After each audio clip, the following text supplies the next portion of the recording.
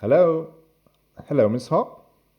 I want my paintings to be so imperfect and bizarre that they become lies. Lies that are more true than the truth itself. That's what Van Gogh said to his brother Theo, and that was in 1922. I wondered. George, there's another thing I want to tell you about. It's an idea from Scott Fitzgerald for a short story. One day, a man wrapped some mice in some cloth made up with pieces from an old carpet to avoid spreading germs. So then, would you believe, a few months later he released the mice, and he found that around the house there were little mice with the same pattern as the old carpet on their skin. How curious. He did not suspect a thing like that could happen, but it happened. And that really happened then. Of course it happened. Uh, yes. Moving on. I wanted to ask you about that work you're going to paint in Lorette for the architect. Painting architecture, not photographing nor filming. This is clearly something new. Explaining architecture in a new way. I've seen some images already, but are there pictures of movement? Like a painting of a naked woman lying on the ground, some colored panels, the bear, some musicians in white tuxedos, and other bizarre characters. I imagine there are models for the painting.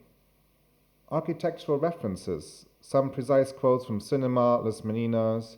Could you please explain? Yes. Yes, I wanted to ask you about the bear. Yes. Well, the bear, the painter, the musicians, your assistants are also there, even your gallerist, and ultimately also Marlene Zinanita. Oh, I adore Marlene Zine and ITAP.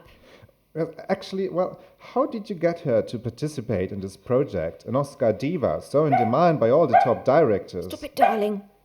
Sit, darling. Darling, what have I told you? Excuse me, Miss Hock? Good girl, sit there. Good girl. Miss Hock? Well, history of art is a dialogue between the desire to be closer to reality and the difficulties to achieve it. We need to accept the existence of ambiguity that lies somewhere between reality and fiction. All discipline is a fiction presented as true, after all. Mm-hmm. Before, I was interested in the folly, in the errors of man. Now, I'm interested in the truths of nature. Having said that, I like colour. I have a tendency to interact with the places that I'm in. When I'm in a place, I often finish by painting it. Even Paris. It's wonderful to live between colours, especially strong colours. After all, the object of my endeavour is to look at this space, the library. Not only looking, but observing. And that's when you find the interesting angles, and that's when I'm able to express the emotion that I feel. It's the pleasure of feeling alive, of being able to see things and the space itself. This is where you can find my attraction to painting. People can see the spaces in the way that I saw them. Yes, I like my paintings. Going back to the meaning of these A characters. few years ago, I had a conversation in Gibraltar. It was with an English lady. I remember the incident very well. She was wearing a curious print dress with bunnies all over it. She said something like, "I do not like things. I am a strong woman." Do you understand what I mean, George? I think I'm getting I the do idea. not like things. I mark dots to places. Those are the sites that I will come back to. Just like Marlowe in The Heart of Darkness, when he spotted on the map of Africa the places he would later explore. You see, for that reason, I also decided to paint this library. It is a world in on itself, you see. A chance to live. What do you... Goethe once wrote, Beware of those who invite us to know ourselves. It is in the world that we need to reflect upon ourselves. This world is complex, unrelated, you see. Reading the ambiguity. This should be the modern eye. And, well, the price to pay for it is a conscience of complexity. To understand is to complicate. Images cannot comfort us anymore. They can even be disturbing. But they clarify, they vivify. My friend Daniel, the architect, said... Miss Hock, yesterday you told me that you didn't like quotations, actually. Instead of listening to what an artist says, dear George, observe what they do. I listen.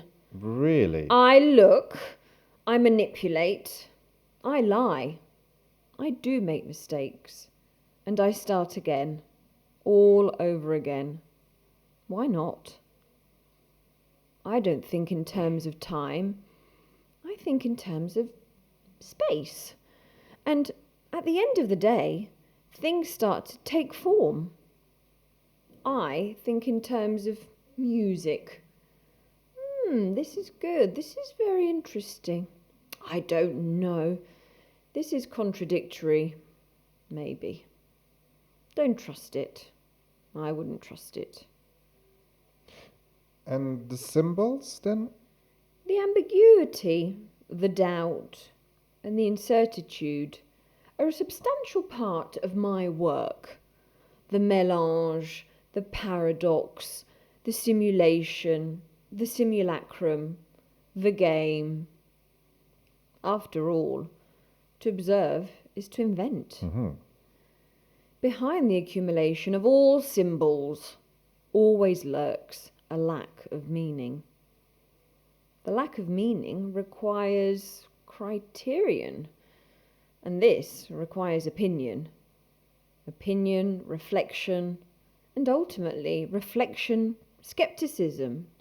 So, Miss Hock, what you mean basically Darling, the whole world knows that skepticism and humour live hand in hand.